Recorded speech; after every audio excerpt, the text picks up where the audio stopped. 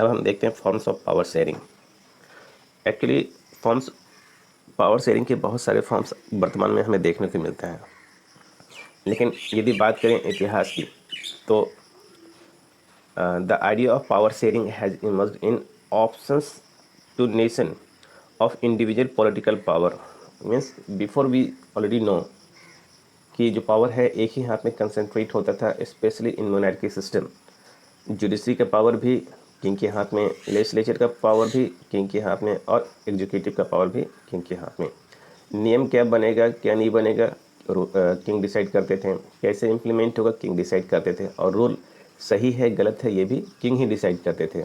Means all the things it were decided in one hand only, but it is the basic principle of democracy that the power should be concentrate in the hand of people. Power किसके हाथ में concentrate होना चाहिए? People. और people तो कोई एक हो नहीं सकता है, ये पूरी जनता होगी किसी भी कंट्री की। बाय दिस वे ये कंसेप्ट सामने आया कि पावर को एक हाथ में कंसंट्रेट नहीं होकर के इसका शेयर होना चाहिए।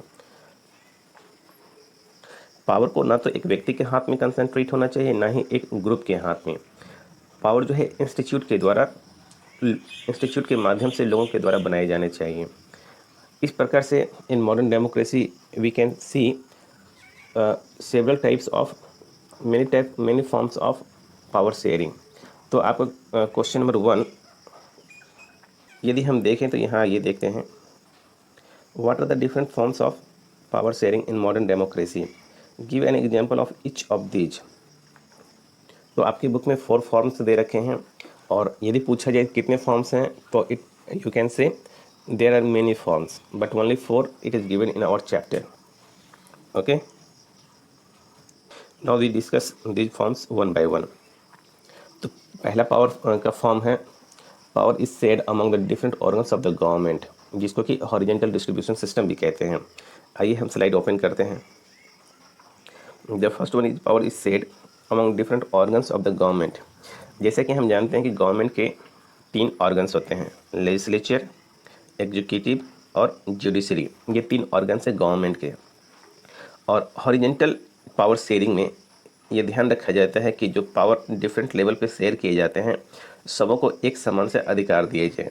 तो इस प्रकार ये स्पष्ट है कि लेजिस्लेचर, एग्जीक्यूटिव और जुडिशरी तीनों में कोई भी ज़्यादा पावरफुल नहीं है और कोई भी किसी से कम नहीं है। तो जनरली ये डिसाइड किया जाता है कि ये जो डिफरेंट फॉर्म्स हैं, डिफरेंट ऑर्गन हैं गवर्नमेंट के, इनको इस तरीके से बैलेंस रखा जाता है कि ताकि ये गवर्नमेंट को काम ईजिली तरीके से चलने दे, एक दूसरे के काम को इंटरप्ट न करे।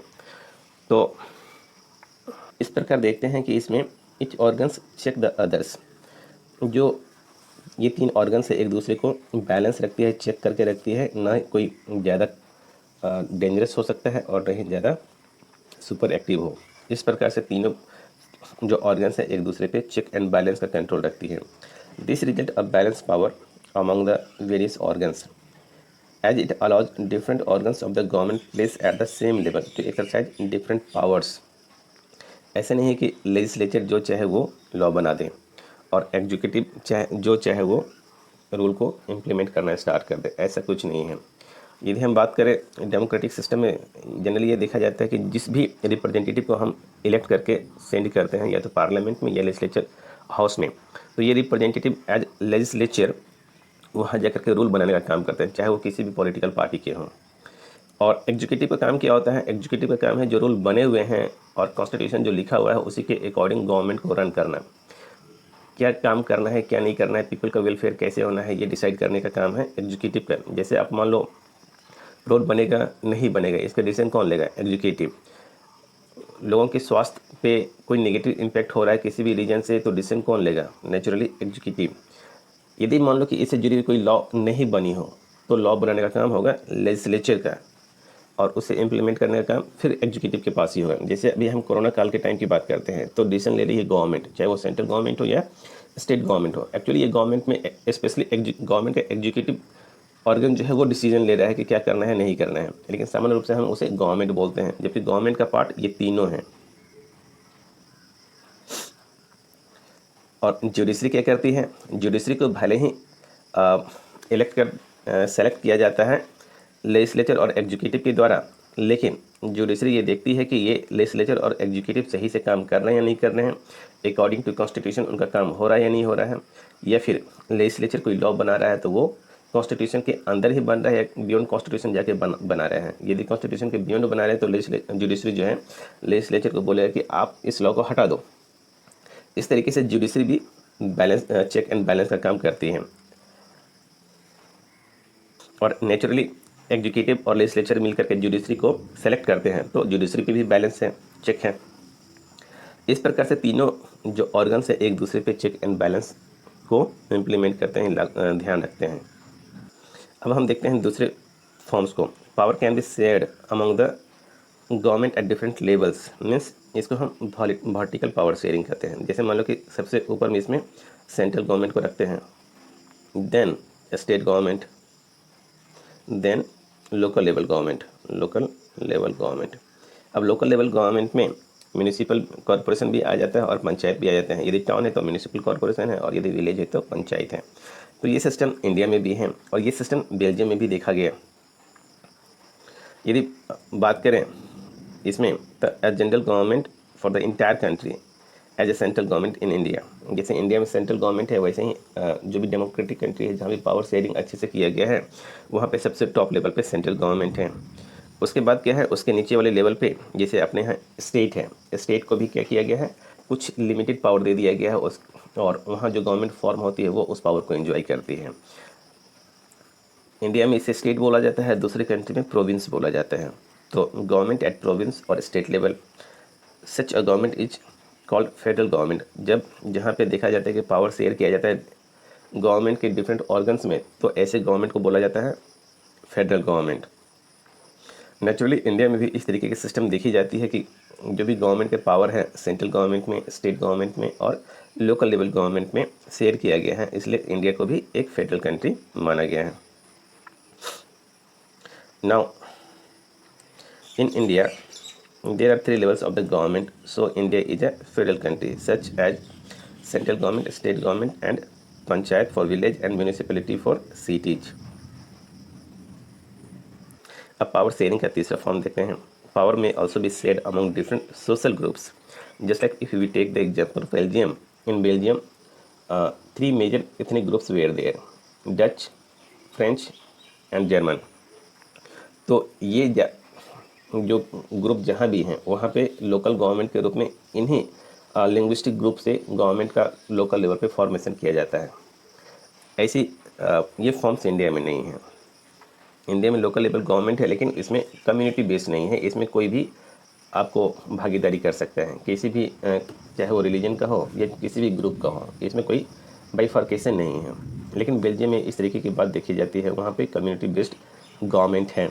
यदि जर्मन कम्युनिटी का एरिया है तो वहाँ पे जर्मन पीपल ही कोई इलेक्ट होगा उस लोकल लेवल गवर्नमेंट पे रूल करने के लिए। और बेल्जियम में ऐसे लोकल लेवल गवर्नमेंट के लिए जैसे मान लो कि आप लैंग्वेज है, एजुकेशन है, ऐसे सब्जेक्ट्स पे काम करने के लिए दिया गया है। अब हम आते हैं फोर्थ टाइप में। Power sharing arrangement can also be seen in the way political parties, pressure groups and movements. Just like in India we see different in a government different political party are participating। अभी condition India की क्या है कि कोई एक political party government का formation नहीं कर सकती है या नहीं कर पा रही है। तो इलेक्शन के पहले ही क्या होता है कि डिफरेंट पॉलिटिकल पार्टी एक दूसरे से मिल करके इलेक्शन लड़ते हैं, और जब गवर्नमेंट का फॉर्मेशन होता है तो कॉमन मिनिमम प्रोग्राम के तहत ये अपने अपने एजेंडे को गवर्नमेंट के द्वारा इम्प्लीमेंट करने की कोशिश करते हैं। तो इस तरीके से हमने देखा कि there are four forms of power sharing. यदि हम बात करें फोर्थ फॉर्म की तो ये एक्चुअली रियल डेमोक्रेटिक फॉर्म से दिखाई देता है कि यहाँ पे जो भी व्यक्ति चाहता है कि मैं पॉलिटिकल सिस्टम में भागीदारी करूँ, उसके पास चांस होता है, चाहे वो छोटा सा पॉलिटिकल पार्टी का फॉर्मेशन कर ले या इनको ख़त्म कर दिया जाना चाहिए, जैसे कि कुछ कंट्री यूएसए वगैरह में होता है। लेकिन मुझे लगता है कि छोटे छोटे जो पॉलिटिकल पार्टी हैं वो डेमोक्रेसी के रियल एसेंस को धारण करते हैं कि इंडिविजुअल को भी यदि इच्छा है तो वो इलेक्शन कॉन्टेस्ट कर सकता है, जो कि डेमोक्रेसी की मेन अवधारणा को प्रूव करता है। इसलिए ये अभी तक शायद इंडिया में इम्प्लीमेंट नहीं हो पाया है। अब देखते हैं एक्सरसाइज। एक्सरसाइज की ओर जाने के पहले आप देखो कि यहाँ पे एक एक्टिविटी दे रखा है।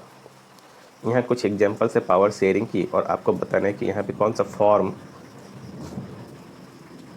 के लिए ये बात कही जा रही है। जैसे the Bombay high court order the Maharashtra state government to immediately take the action improving the condition for the 20,000 और children at the 7 children's in. तो नेचुरली कौन सा टाइप दिखाई दे रहा है, ये स्टेट गवर्नमेंट को इंस्ट्रक्शन दिया जा रहा है, तो ये vertical forms of the power sharing दिखाई दे रहा है। इस तरीके से आपको ये एक्टिविटी कर लेने हैं। यदि मैं बात करूं क्वेश्चन नंबर 1 की, तो अभी हमने देखा कि different forms of the power sharing, there are different forms of the power sharing, but in book only 4 types it is given, and then you will write the types just like horizontal power sharing या फिर power share among the different organs of the government, then second vertical। इस तरीके से आप चारों लिख दोगे और उसके बाद इन चारों का एग्जाम्पल दोगे। जैसे मान लो कि जहाँ पे हॉरिजेंटल पावर शेयरिंग देखा जाता है, just like in India it is there, in USA it is there, ऐसे ही वर्टिकल पावर शेयरिंग जिन कंट्री में देखी जाती है उनका एग्जाम्पल दोगे। तो इस तरीके से चारों एग्जाम्पल आपको देने हैं चारों के। सेकेंड क्वेश्चन में है state 1 prudential reason and 1 moral reason for the power sharing. अब प्रूडेंशियल रीजन क्या है और मोरल रीजन क्या है, इसे मैंने एक्सप्लेन कर रखा है वीडियो में। तो आइए देखते हैं कि आंसर कहाँ पे है। तो आपके आंसर दे रखे हैं पेज नंबर 6 पे। तो सबसे पहले हम देखते हैं कि यह मोरल और प्रूडेंशियल रीजन है क्या। यहाँ पे प्रूडेंशियल वर्ड का मीनिंग दे रखा है कि बेस्ड ऑन प्रूडेंस और on careful calculation of gain and loss. Means यदि भी कोई डिसीजन लिया जाता हो नफ़े नुकसान को ध्यान में रख करके, जैसे मान लो यदि गवर्नमेंट सोचती कि कोरोना काल में लॉकडाउन करना है या नहीं करना है, तो नेचुरली कहीं ना कहीं गवर्नमेंट ने सोचा होगा, नफ़ा नुकसान को देखा होगा, तब लॉकडाउन आरंभ किया और धीरे धीरे इसे लॉकडाउन की ओर लेते चले जा रहे हैं गवर्नमेंट। तो ये डिसीजन क्या होता है, नफ़े नुकसान को देख करके जब भी डिसीजन लिया जाता है तो उसे प्रूडेंशियल माना जाता है। और जब बात मॉरलिटी की आती है, नैतिकता की आती है, तब ऐसे रीजन को मोरल रीजन कहते हैं। जैसे मान लो इंडिया में मैंने एग्जांपल दे रखा है वीडियो में कि मेजॉरिटी वाले रिलीजन की यदि गवर्नमेंट बनती है, जैसे मान लो कि जनरली इंडिया में हिंदू रिलीजन की गवर्नमेंट सेंट्रल गवर्नमेंट बनती है, लेकिन फिर भी गवर्नमेंट जो है सभी रिलीजन के लोगों के लिए इक्वली काम करती है, तो ये क्या है, मोरलिटी है, ये मोरल रीजन है। ठीक है, इस तरीके से आप अपने आंसर आसानी से लिख लोगे। यदि मोरलिटी रीजन की बात लीजिए तो दूसरा एक और एग्जांपल मैं दे रहा हूँ। आपने देखा हो कि प्राइम मिनिस्टर भी किसी न किसी एरिया से इलेक्ट होकर के आते हैं। जैसे अभी प्रेजेंट के prime minister mister Narendra Modi, ये बनारस से इलेक्ट होकर के आए हैं, लेकिन जब डेवलपमेंट की बात देखी जाती है तो ये हर एरिया को, इंडिया के हर स्टेट को इक्वली डेवलपमेंट का चांस दे रहे हैं, चाहे वो नॉर्थ ईस्ट का पार्ट हो, चाहे नॉर्थ का पार्ट हो, चाहे साउथ का पार्ट हो। तो ये भी क्या है, मोरल है। Moral reasons of power sharing का एग्जाम्पल बहुत अच्छा सा एग्जाम्पल है। तो ऐसे बहुत सारे एग्जाम्पल्स हैं, आपको एक प्रूडेंशियल और एक मोरल रीजन्स का लिखने हैं इंडियन कॉन्टेक्स्ट में। तीसरा क्वेश्चन है, after reading this chapter 3 students drew different conclusions, which of these do you agree with and why. आप क्यों एग्री हैं इन तीनों में से किसी एक पे, और क्यों, आपको अपने आंसर 50 वर्ड्स में देने हैं। जैसे मान लो कि आप थम्मन है, मथाई है और सेफ है, ये तीनों के अपने अपने ओपिनियन हैं, लेकिन आप किस ओपिनियन को एग्री करते हो, अपने आंसर को देना है विद योर आर्ग्यूमेंट, अपने आर्ग्यूमेंट के साथ में 50 वर्ड्स में देने हैं। Now come to see the fourth one question. The mayor of Merchtem, a town near Brussels in Belgium, had defended a ban on speaking French in the town's school. He said that the ban would help all non-Dutch speakers integrate in the Flemish town. Do you think that this measure is in keeping with the spirit of Belgium's power sharing arrangement?